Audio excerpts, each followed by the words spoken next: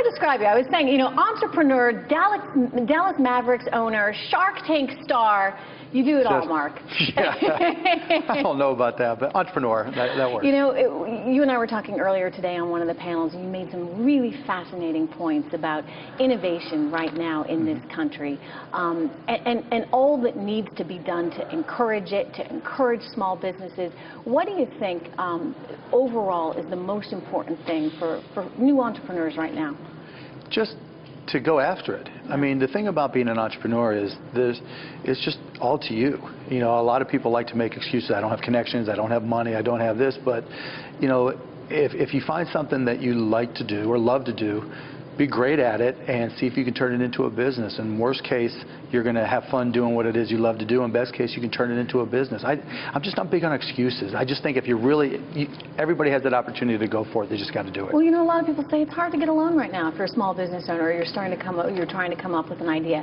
How do you get the capital to start that business? Well, first of all, if you're starting a business and you take out a loan, you're a moron. Right, because there's so many uncertainties involved with starting a business, yet the one certainty that you'll have to have is paying back your loan. And the bank doesn't care about your business, or whoever you borrow from, unless it's family, doesn't care about your business.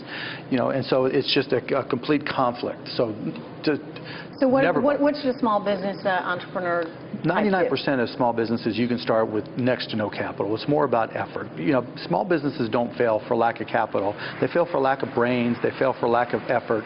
Most people just aren't willing to put in the time to work smart. I mean, they go for it in a lot of cases, but they just don't recognize how much work's involved. And if you do the preparation, if you start a business, you better know your industry and your company better than anyone in the whole wide world, because you're competing. And to think that whoever it is you're competing with is just going to let you come in and take their business, obviously that's naive. And I think most people don't recognize that. If you're going to compete with me in one of my businesses, you better realize that I'm working 24 hours a day to kick your ass. You know, a lot of companies right now are holding on to their money. They're holding on to cash. Maybe they're doing some share buybacks, but in general, they're not putting their capital to work right now. How and when does that start to change?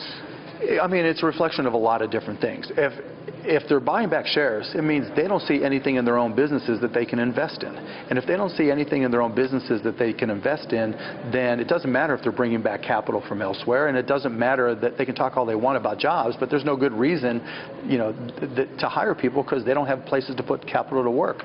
And I think that's also a reflection of the focus on Wall Street. You know, most of the times when we talk about putting capital to use, we talk about public companies. You don't really see this as an issue in private companies.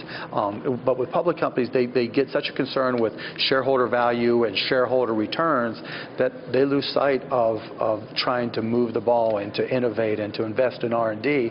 And I think that's hurt our economy, and I think that hurts the company in the long term. So what does it mean for growth? Do you think we're going to be in this 2.5%, 2% environment for a while? Yeah, but I don't look at that and say, see, there's something wrong, we're not doing something right. I look at that and say that's the new normal. That, you know, when companies have their backs against the wall, particularly small to medium, where there's a big part of the growth for jobs, we find new ways to innovate. We're innovators in this country. We don't just sit back and say the only way we can solve problems is by hiring people. We go out there and you hire smarter kids, you hire smarter people to write software, to put things in the cloud, to find new solutions. And so we're turning into an economy that is bifurcated. There's those people who write and control and define the software, and then there's those people who work for the software. Well, you're someone who's gone out and started a lot of businesses, including your own network. CBS has just purchased a minority stake in your network. What do you think? What is their intention to do with that? Do you think there's a chance they might buy out the whole thing? Who knows? But I think they're recognizing that, you know, the reason we took a network, HDNet, which was the first all high-definition TV network, grew it, and then 2 years ago I recognized that being HD obviously is not enough. And so I said, out there in the media landscape, what opportunities are there? What creates a unique scenario that would be good for a network? And if you look at what's happening with social media, in particular real-time social media, it's very obvious, and you guys know as well as anybody, real-time social media drives real-time viewing on TV, and live events on TV drive social media. It's a very symbiotic relationship. And so with Access TV, we had been doing live events as HDNet, and we just amplified that. So we, from concerts all over the globe to live interview shows to live, fights, whatever type of event that we can do live, we want to do. Live is what people will tune in for? Live is what differentiates television from the internet. The internet was designed for everything but video, and television is designed specifically to deliver video, and that's a huge differentiation. And how does the internet fit? I mean, when you think about content now being so much on demand, live obviously different because you have to tune in specifically for an event. Right. But, when Gangnam Style video, right. 1 billion people watch it. You couldn't find any two people who watched it and talked about it at the same time. It's just completely different. By the time you watch it on YouTube, you've already missed it.